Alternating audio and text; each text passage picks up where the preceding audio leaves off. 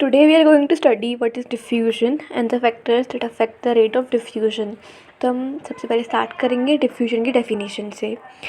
So diffusion is the movement of free molecules of gases, liquids and solids from the region of higher concentration to the lower concentration due to internal or external forces is called diffusion. तो diffusion में क्या होता है, इसमें gases, liquids और solids के जो free molecules होते हैं उनका मूवमेंट होता है एक रीजन ऑफ हाई कंसंट्रेशन से एक रीजन ऑफ लोअर कंसंट्रेशन में. जैसे आप फिगर ए में देख सकते हैं, हमारे यहाँ पे हमारे पास पार्टिकल्स दिए हुए हैं जो कि एक जगह पे हैं, ठीक है, और बाकी स्पेसेस में ये नहीं है. तो जिस जगह पे है वहाँ पे इनकी हाई कंसंट्रेशन है इन पार्टिकल्स की और बाकी जगह पे इनकी लोअर कंसंट्रेशन है. तो डिफ्यूजन में क्या होता है, यही पार्टिकल्स मूव करते हैं, जिनकी गिवन स्पेस है उस स्पेस में मूव करते हैं तब तक जब तक कि इनकी जो कंसंट्रेशन है वो इक्वल ना हो जाए. तो यही क्या होता है, डिफ्यूजन होता है. इसमें क्या होता है, मूवमेंट होता है पार्टिकल्स का, जो फ्री मॉलिक्यूल्स होते हैं गैसेस, लिक्विड्स और सॉलिड के जो गिवन स्पेस है उनमें, जब तक कि उन पार्टिकल्स, उन मॉलिक्यूल्स की कंसंट्रेशन क्या है, इक्वल ना हो जाए पूरी गिवन स्पेस में. हमारे पास इसमें जैसे एग्जांपल्स भी दिए हुए हैं, जैसे हम ब्लोइंग ऑफ विंड है, dispersal of good smell of agarbattis है. सबसे बेस्ट एग्जांपल, जब हम अगरबत्ती लाइट करते हैं अपनी रूम में या फिर मंदिर में, तो उसकी स्मेल पूरे घर में, मतलब घर में भी पूरे कमरे में क्या हो जाती है, स्प्रेड हो जाती है. और जैसे dissolution of sugar in water है, हमारा ये डेली जो हम एग्जांपल्स हैं, ये जो हम डेली देखते हैं वो, जैसे फिर हमारे पास है intake of CO2 and liberation of oxygen in photosynthesis, intake of oxygen and liberation of CO2 during respiration and dissolution of KMNO4 particles in water. जो ये डिस्पर्जन ऑफ KMNO4 पार्टिकल्स है, ये प्रैक्टिकल्स में आपको देखने को मिलेगा, करने को मिलेगा, ठीक है. तो ये हमारे पास क्या एग्जांपल है डिफ्यूजन के. तो डिफ्यूजन सबसे सिंपल अगर हम बात करें टॉपिक की, वो डिफ्यूजन ही होता है, क्योंकि इसकी डेफिनेशन जो है ये आप जो अपने हाथ में एग्जांपल्स देखते हैं उनसे ही खुद ही समझ सकते हैं आराम से, ठीक है. तो फिर अब ये मूवमेंट कब तक होता है, जब तक कि पूरे रीजन में, जो रीजन गिवन स्पेस है वहाँ पे पूरा जो मॉलिक्यूल्स की जो कंसंट्रेशन है वो इक्वल ना हो जाए, तब तक डिफ्यूजन होता है, ठीक है. फिर हमारे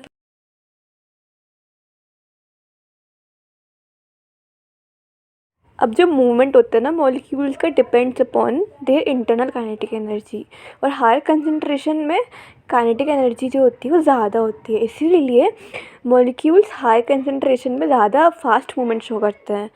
अब हमारे पास एक और टर्म आता है, उसे हम बोलते हैं डिफ्यूजन प्रेशर. तो during the movement of all the molecules, जब मॉलिक्यूल्स मूव करते हैं ना, उनका मूवमेंट होता है तो वो आपस में कोलाइड करते हैं, और इसी वजह से वहाँ पे एक प्रेशर प्रोड्यूस होता है जिसका हम बोलते हैं डिफ्यूजन प्रेशर. अब डिफ्यूजन प्रेशर क्या होता है ना, ये डायरेक्टली प्रोपोर्शनल होता है concentration and temperature of diffusing molecules. जो मॉलिक्यूल्स डिफ्यूज़ हो रहे हैं उनकी कंसंट्रेशन और टेम्परेचर से ही डायरेक्टली क्या होता है, प्रोपोर्शनल होता है.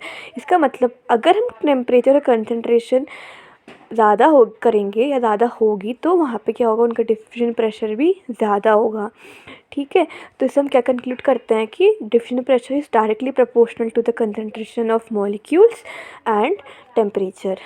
और इसी वजह से क्या होता है ना, जो डिफ्यूजन होता है वो हमेशा हायर डिफ्यूजन प्रेशर, मतलब कि जहाँ पे मूवमेंट ज़्यादा है, काइनेटिक एनर्जी ज़्यादा है हायर कंसंट्रेशन पे, वहाँ से लोअर कंसंट्रेशन पे होता है. अब हमारे पास आता है factors that affect the rate of temperature which is directly proportional to the rate of diffusion. अगर हम टेम्परेचर बढ़ाएंगे तो रेट ऑफ डिफ्यूजन भी क्या होता है, वो बढ़ जाता है. क्यों? बिकॉज जो वेलोसिटी है डिफ्यूजिंग पार्टिकल्स की वो भी क्या हो रही है, वो इंक्रीज़ हो रही है.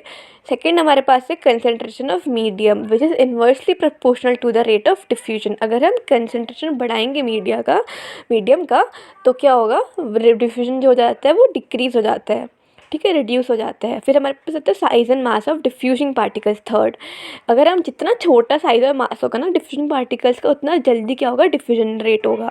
फिर हमारे पास है सॉल्युबिलिटी ऑफ सोल्यूट्स. अब जितना जल्दी सोल्यूट जो होते हैं ना वो डिज़ोल्व होंगे सोल्यूशन में, तो उतना जल्दी क्या होगा, डिफ्यूजन उनका रेट होगा. The rate will also be faster.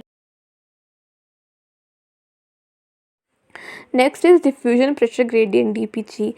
The rate of diffusion of gases and liquids also depend upon diffusion pressure gradient. अब जितना ज़्यादा डिफरेंस होगा ना DPG में, उतना ज़्यादा क्या होता है रेट ऑफ, उतना फास्टर क्या होता है रेट ऑफ डिफ्यूजन होता है. ठीक है. फिर हमारा next is density of the diffusing particles.